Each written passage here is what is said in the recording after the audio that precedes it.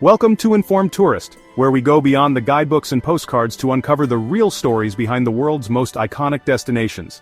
Meet Curtis, your traveling guru and companion on this adventure. He's traveled the globe, but Greece always calls him back with its endless mysteries and warm hospitality. Did you know Greece has over 6,000 islands scattered like jewels across the Aegean and Ionian seas? Yet only 227 of them are inhabited, each with its own unique character and story. That means there are literally thousands of untouched hidden gems, places where the water is so blue it almost doesn't look real, and the beaches are so quiet you can hear your own heartbeat.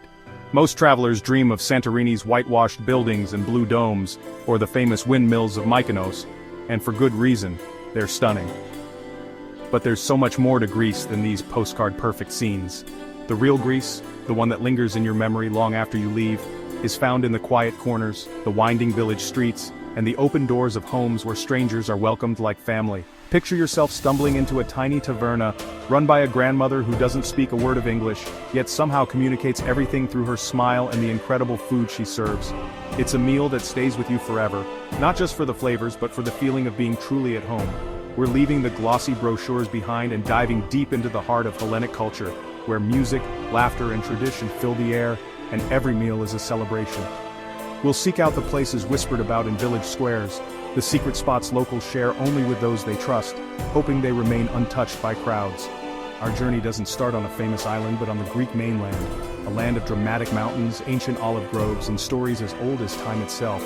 We're heading to the Peloponnese, a region steeped in myth and history.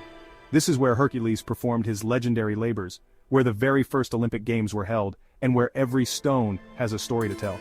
But we're not just here to wander among ancient ruins, we're here to experience the living, breathing culture of Greece, its bustling markets, lively towns, and the everyday moments that make this country unforgettable. I once heard a rumor from a fisherman in Piraeus, the busy port of Athens. He spoke of a place where mountains tumble into the sea, and of an island so special he wouldn't even share its name with me. He just winked and said, "You'll know it when you find it." That's the spirit of Greece, mysterious, inviting, and always ready to surprise you. So, we're on a treasure hunt. The prize isn't gold or jewels, but an experience, a moment of discovery, a taste, a view, a story, that you'll carry with you for the rest of your life.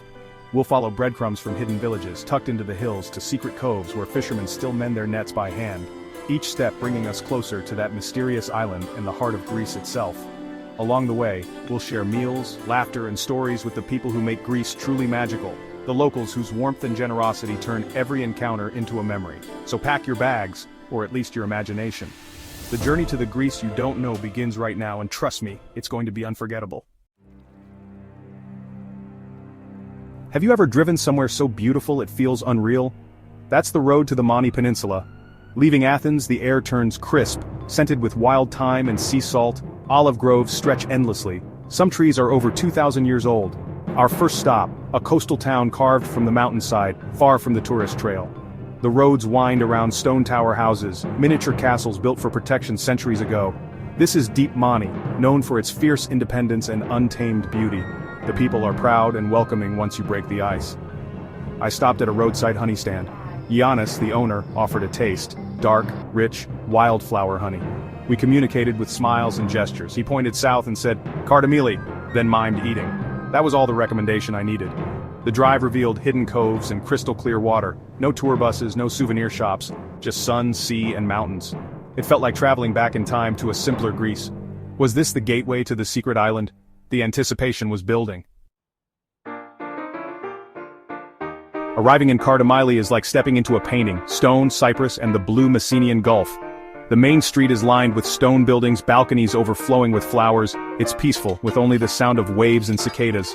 I stayed at a family-run hotel. Eleni, the owner, welcomed me with a traditional suite and stories of her family's 200-year history here. She recommended a walk through Old Kardamili, ancient tower houses, and a beautiful church above the village. Wandering those stone paths, I felt history all around me. That evening, I dined at a beach taverna, grilled octopus, local olive oil, and lemon. As the sun set, I asked the owner about a hidden island. He smiled. Some treasures are best left unfound. The mystery deepened. I was hooked. Food is the fastest way to understand a culture, and in Greece, it's love on a plate. Here, the food is rustic and bursting with flavor. Sunshine tomatoes, drinkable olive oil, creamy feta. My tip: seek tavernas with no menu or a handwritten one. The owner might invite you into the kitchen to choose from bubbling pots. In a mountain village I tried rooster and red wine with homemade pasta. Unforgettable. Let's talk pies, Greek pites. In the Peloponnese I discovered saicha fried pies with wild greens and cheese made by a yaya who picked the greens that morning. Meals are communal. Order measy, share everything, and connect. From olives and cheese to grilled sardines, every bite is an adventure. This is how you eat in Greece. Slowly, together, savoring every moment. You don't just eat, you experience. With every meal I felt closer to the soul of this country. Have you tried a Greek pie that wasn't spinach or cheese? Tell me about it. The culture of sharing is the real secret ingredient. Here, food is connection. How far would you go to find a place no one else knows? After days in Kardamili, the fisherman's words echoed in my mind. I drove further south to the tip of the Mani Peninsula. The landscape grew wilder, stone towers clinging to barren hills. I reached Gerolimenos, a tiny port in a crescent bay, surrounded by cliffs and deep indigo water. At a cafe, I asked the waiter about secret islands. He whispered of the Forgotten One, an island you can only see when the light is right. To find it, I'd need to talk to Stavros, an old fisherman in the isolated village of Vathia.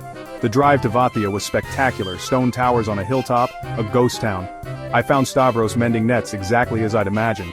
I told him my story, about the fisherman in Piraeus, and my search for something real. He listened in silence. I waited, breath held, for his response. Earning Stavros' trust wasn't about words, it was about respect. In this small fishing village, trust was a currency more valuable than gold, and it was earned slowly, over time, through quiet gestures and shared silences. He invited me to sit. His wife brought sipuro, the anisay-scented spirit of the islands, and we looked out at the endless blue, the horizon shimmering in the late afternoon sun. The air was thick with salt and secrets. Then he spoke, his voice low, almost lost in the sound of the waves. The island was real, he said, but fiercely protected by locals who wanted it to remain pure, untouched by outsiders and the rush of modern life. It wasn't on maps, hidden away as part of a tiny, almost unknown archipelago, the Lesser Cyclades. These islands were scattered like forgotten jewels across the Aegean, each with its own story, its own secrets.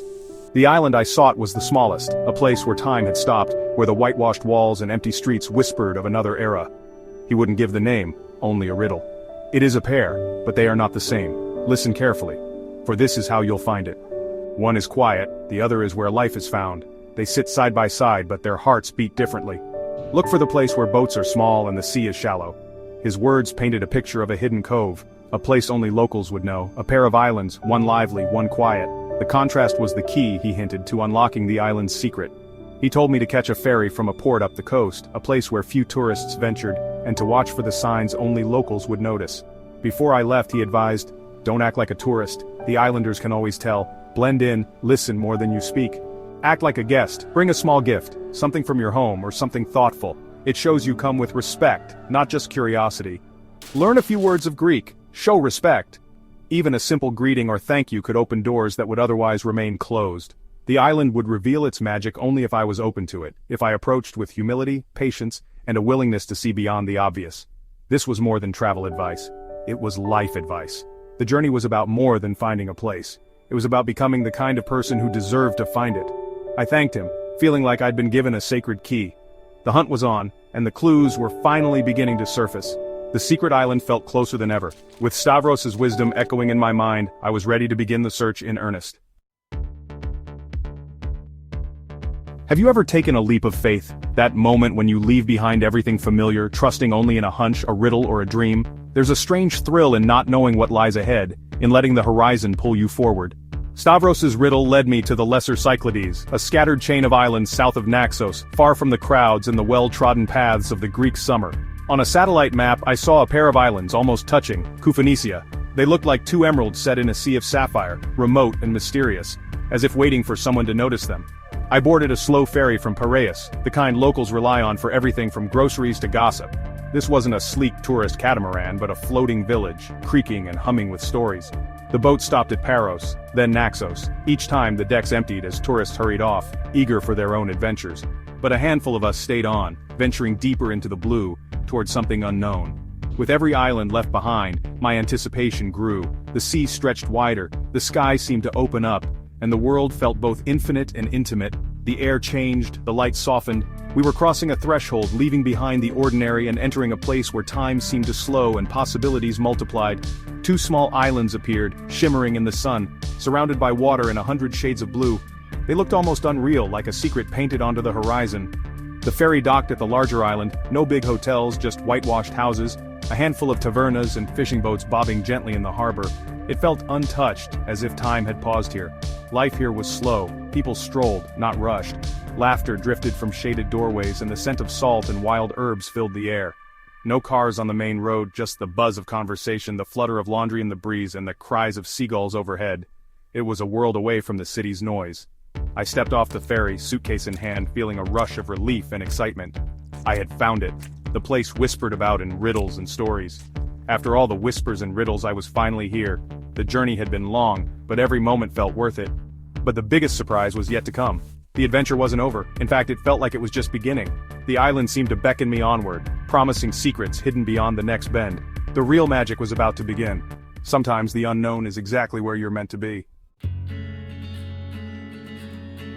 What if paradise was a place you could walk across in an hour? That's Peloponnese. I found a simple room, then set out on foot. No roads, just sandy paths from one stunning beach to the next. You don't need a car or even shoes, just your feet in the sand. The beaches are wild natural coves with impossibly turquoise water. The most famous is Pori, but the real magic is in the unnamed coves you can have all to yourself. The island forces you to relax and reconnect with yourself. Remember Stavros's riddle? The other island, Peloponnese, is the quiet one, almost uninhabited, with just one taverna.